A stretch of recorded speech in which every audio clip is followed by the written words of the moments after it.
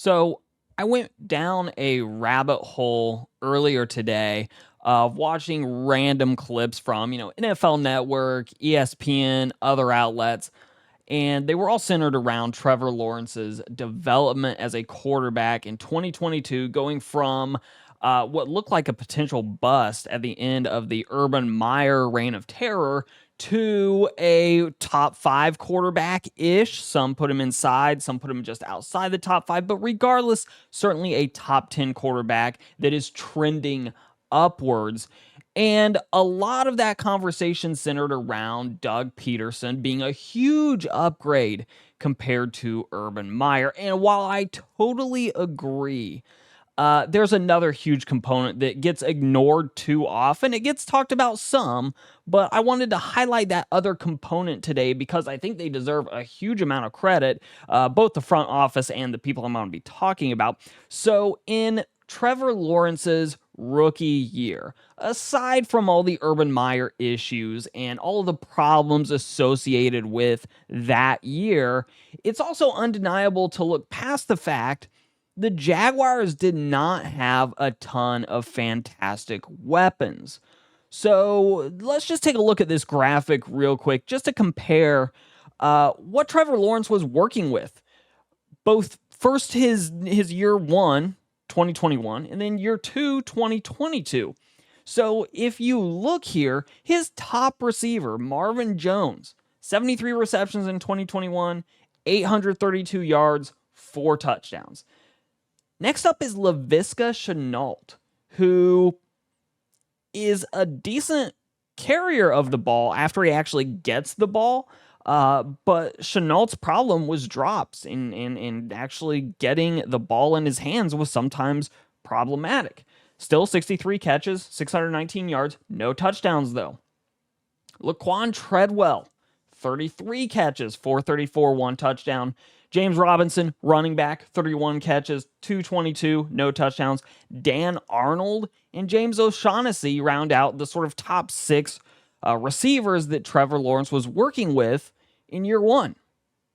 Jump forward. The front office not only got Trevor Lawrence a fantastic head coach, but they also got him some weapons to work with. So obviously, Christian Kirk, huge season.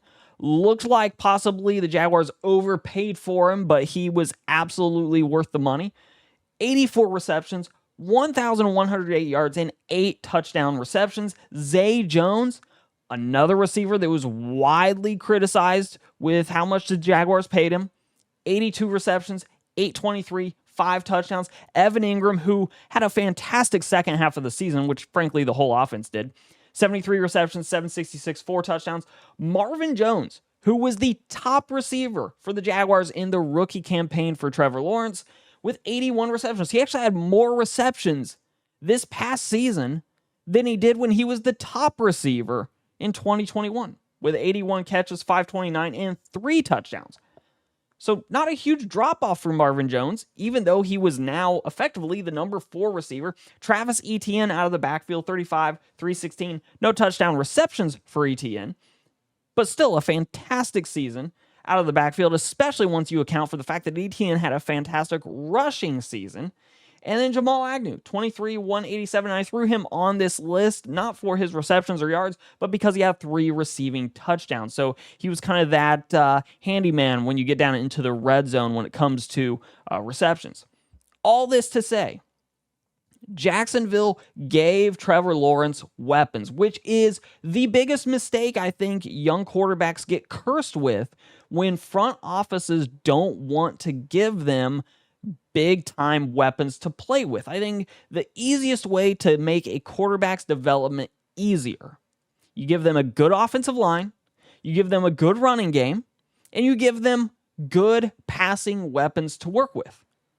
Fortunately, Jacksonville in 2022 inarguably had 2 of the 3 things down pat. And I would argue their offensive line played better and better throughout the year. So, in 2023, what are we looking at here? The offensive line should be a little bit better. Hopefully, we see that group continue to gel together. Hopefully, they stay healthy. The running game should be even better Now, with Tank Bigsby being added to the mix in the backfield, along with, of course, Travis Etienne coming back as healthy as ever. And the passing game, all you're really doing as far as the big names in the passing game goes, you're removing Marvin Jones, but you're adding Calvin Ridley, who actually could very easily displace Christian Kirk as the top receiver for the Jaguars. So the Jaguars' weapons, the 5 sort of skills players that could be out there at any given moment together on the field, Calvin Ridley, Christian Kirk, Zay Jones, Evan Engram, and Travis Etienne. All 5 of those players are excellent with the ball, and they're excellent getting open in routes. Travis Etienne proved himself to be a really good running back, carrier of the ball, though some fumble issues we sort of would like to see cleaned up a little bit. He had a couple of big-time fumbles there. The Jaguars are stacked on offense when it comes to playmakers, which makes me believe Trevor Lawrence's third season, second year in the system, third season in the NFL, should continue to progress in a big way and go from being arguably a top 5 quarterback to hopefully very firmly a top 5 quarterback, if not a top 3, top 2 caliber guy. Could even be in the MVP sort of mix if he has a good season, which from a weapons perspective, there's absolutely no reason the Jaguars offense should not have a fantastic 2023. And it all goes back to the development of Trevor Lawrence as a quarterback, but the front office being willing to get him the right coaches and also paying to give him weapons, something that Chicago's been a bit slow to do with Justin Fields. And I think that's slowed down Justin Fields' sort of development in the NFL. And if other front offices are sort of looking at the Jaguars and what went wrong in the past, what's gone right this time, what's gone right this time is really simple.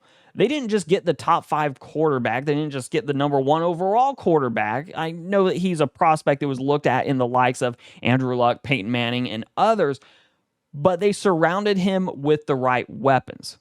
Something that I think a lot of front offices could actually learn a lot from moving forward, being willing to not just draft the weapons and hope they develop, but also using free agency to stack your offense in such a way that the developmental process gets easier and you're making the life of your young quarterback as easy as possible. So what do I expect from 2023 in the Jaguars offense?